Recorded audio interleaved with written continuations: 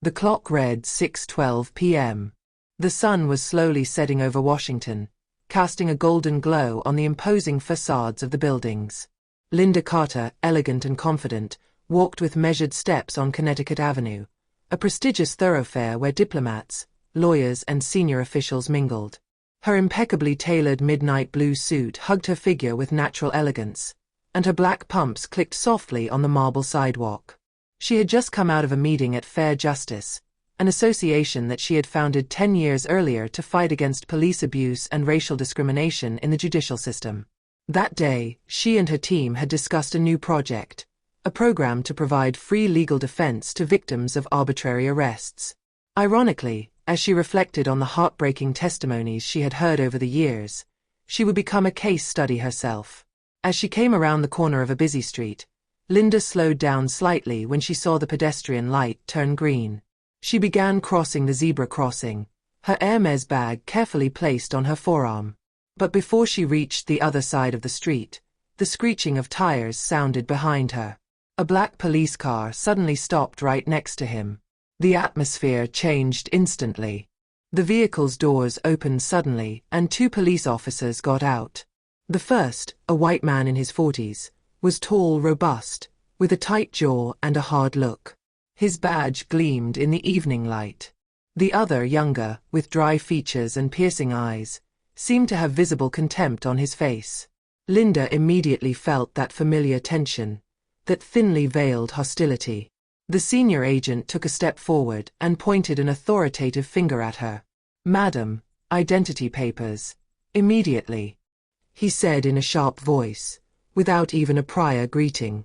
Lynda, surprised by the aggressiveness of the tone, kept her calm and fixed her gaze on the police officer. "May I know why you are asking me this?" she asked, calmly. The policeman raised an eyebrow, visibly annoyed that she dared to ask a question. "You match the description of a suspect involved in a purse theft." Lynda felt a shiver of indignation run down her spine. A theft. She, a well-groomed woman, in a business suit and carrying an expensive Hermes bag, was suspected of theft? She forced herself to breathe slowly, not to let the anger boil over. She knew this scenario too well. A well-dressed black woman in an affluent neighborhood? Definitely suspicious. "I'm sure it's a mistake, officer," she replied in a measured tone. "Here are my papers." She opened her bag slowly to avoid any misunderstanding and took out her wallet, handing it out calmly. But before she could hand it to him, the lead agent roughly grabbed her wrist. "No need to argue, you are under arrest." The world seemed to slow down around Lynda. She felt the humiliation rising within her, hot and unbearable. "I can't resist. You have no reason to be so violent," she protested, her voice remaining firm but controlled. "Silence," the agent barked. "If you continue, we will add contempt to agent." Passers-by began to stop, intrigued by the scene. Some whispered, others raised their phones to film. This type of abuse had become far too common to not attract attention. Lynda felt the policeman's iron grip tighten her arm. Then, without gentleness, he pressed her against the hood of the police car, her face brushing against the hot bodywork. "You didn't even verify my identity." She was indignant. But the police did not listen to him. The youngest handcuffed him with unnecessary brutality. The metallic clank sounded like a verdict. It was the same scenario as so many others before her. The looks on her were varied, indignant, compassionate, but also, for some, indifferent. Lynda knew that for many, this type of arrest was just a commonplace scene of urban life. But she refused to let this become normal. Before she was pushed into the police car, she caught the eye of a young woman, a passerby who was filming the incident on her phone. Their gaze locked for a moment, and Lynda read in his eyes a mixture of revolt and understanding. Then the door slammed behind her. She was locked up. The vehicle started abruptly. In the darkness of the car, Lynda finally allowed herself to close her eyes and take a deep breath. These police officers had no idea who she was. And soon, they were going to find out in the worst way possible. At the police station, Linda was unceremoniously dragged to a cramped cell with faded walls. The metallic click of the gate echoed through the confined space, followed by the sharp sound of the bolt closing behind her. The smell of humidity and sweat hung in the air, making the atmosphere oppressive. "You're going to stay there for a while, waiting for your identity to be checked," said one of the police officers with a smirk, visibly satisfied with the situation. Linda didn't answer. She sat on the cold metal bench, her gaze scanning the room. Around her, inmates, mostly marginalized, observed her with a curious or indifferent eye. Some muttered among themselves, others seemed resigned to their fate. She didn't fit the usual profile of people locked up here, and she knew it. A young officer, stationed near the entrance, observed him more attentively. His elegant suit, his discreet but obviously expensive jewelry, his straight and confident posture. Something was wrong. He hesitated before approaching his superior. "Chief, I think there's a mistake." The sergeant, a robust man with a face weathered by years of service, turned towards him with an annoyed pout. "Shut up, kid. These people know how to play the victim. She will spend the night here, that will teach her." Linda lifted her chin slightly, an imperceptible smile appearing on her lips. They had no idea who she was. And soon, they would regret it. Several kilometers away, in an imposing FBI office, Jonathan Carter, director of the agency, was immersed in the study of files of high importance.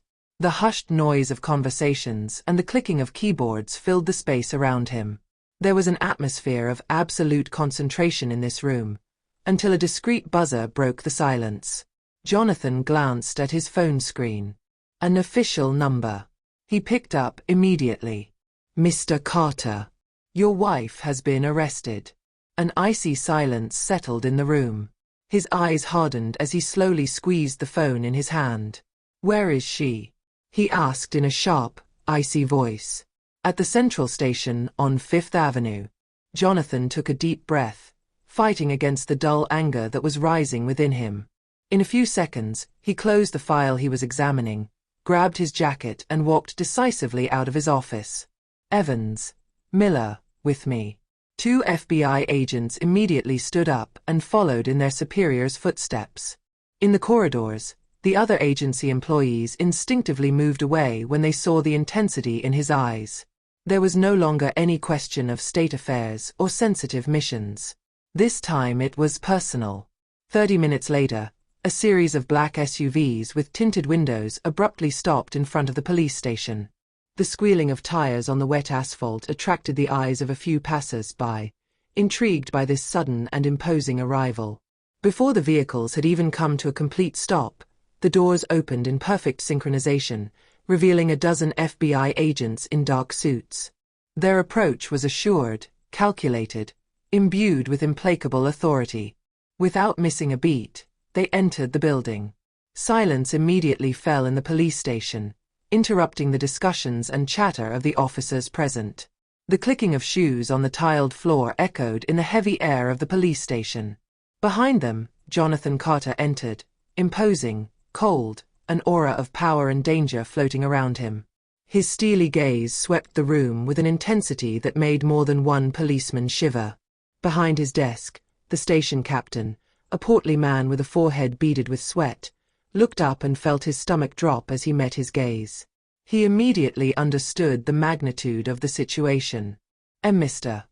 Carter, what are you doing here?" he stammered, straightening awkwardly in his chair. Jonathan stopped in front of the counter, slowly placing his hands on the worn wood of the cabinet. His gaze pierced the captain with clinical coldness. "My wife has been arrested," he said in a calm voice, too calm. "I would like to know why." The captain swallowed hard. His frantic eyes looked for help among his officers, but no one dared to move. "Who arrested Mrs. Carter?"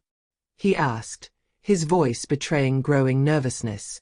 A heavy silence fell in the room. The two police officers in charge froze, their faces visibly turning pale. One of them glanced furtively at his partner, as if looking for an escape, but there was none. She matched the description of a suspect," he tried hesitantly, feeling sweat beading on the back of his neck. Jonathan didn't even blink. He just stared at him, his implacable gaze destroying any attempt at justification. Free her. Now. The tone did not invite any discussion. It was an order. Without daring to protest, the agents rushed to carry out the request. In a few minutes, the heavy metal door opened, revealing Linda. His appearance was unchanged, his posture still as erect, his gaze imbued with the same dignity as when he arrived. She looked around the room, stopping at the police officers who had humiliated her a few hours earlier. One of the officers, visibly panicked, attempted a clumsy excuse. "Madam, we—" "Silence," Jonathan cut in sharply. A shudder ran through the assembly. The man in front of them was no longer just an angry husband. He was the director of the FBI, and he intended to make them pay for their mistake. "You treated a black woman like a criminal without the slightest proof," he continued, his icy voice echoing in the room. "You bullied her, ignored her when she tried to speak. And now you will answer for your actions." He turned to his men, a slight nod sufficient to give the order. "Confiscate their badges. I want a full investigation into this post. Every file, every complaint for abuse of power, every irregularity." FBI agents immediately took action. Some seized documents. Others began to question the staff under the helpless gaze of the captain and his officers. The two police officers responsible for Linda's arrest looked at each other, livid. They knew. Their career had just come to an abrupt end. Linda slowly approached them, her piercing gaze pinning them in place. "I hope this lesson will be useful to you," she said in a calm but firm voice. "Because today you ran into the wrong person. But how many other black women would you have arrested for no reason?" A heavy silence answered him. Without another word, she turned on her heel and left the station alongside her husband. Jonathan, with one last dark look, scanned the room before leaving. Behind them, the police station was in complete disarray. The order had just come. And that night, several careers ended amid the noise of papers being seized and interrogations beginning. The next day, the news hit the front pages of the newspapers, with headlines splashed across screens and newsstands in bold letters. FBI director's wife arbitrarily arrested. Police brutality spotlighted. The 24-hour news channels broadcast images of Linda, handcuffed, unceremoniously escorted by police officers from the police station. The videos, captured by witnesses, showed the agents refusing to listen to his explanations, their abrupt gestures, their obvious contempt. On social networks, indignation exploded. The hashtags #JusticeForLinda and #StopProfiling reached global trends within hours. Influential figures from politics, entertainment and civil rights spoke out, denouncing yet another case of abuse of power and racial discrimination. Thousands of citizens spontaneously took to the streets, placards in hand, demanding immediate reforms and accountability from the authorities. Meanwhile, in Washington, Jonathan Carter turned the incident into an opportunity for change. Taking advantage of the media attention, he announced at a press conference, "What happened to my wife could have happened to any black woman in this country. But this time, the spotlight is on this systemic problem. We will act." True to his word, he ordered a national investigation into abusive arrests and discriminatory practices within law enforcement. Every police station in the country was placed under increased surveillance. The police chiefs were summoned to justify their procedures. Statistics of wrongful arrests were exposed, further fueling public anger. As for the two police officers responsible for Linda's arrest, their fate was quickly sealed. Initially suspended pending an internal investigation, they were finally licensed after the publication of damning reports on their backgrounds. It turned out that they had already been the subject of several complaints for discriminatory behavior, but that no serious sanctions had ever been taken. This time, their arrogance and prejudice had cost them more than just a warning. They had lost their careers and their reputation. But for Linda, this affair was not just a personal victory. It had become a powerful symbol, irrefutable proof that the fight against injustice could no longer be ignored.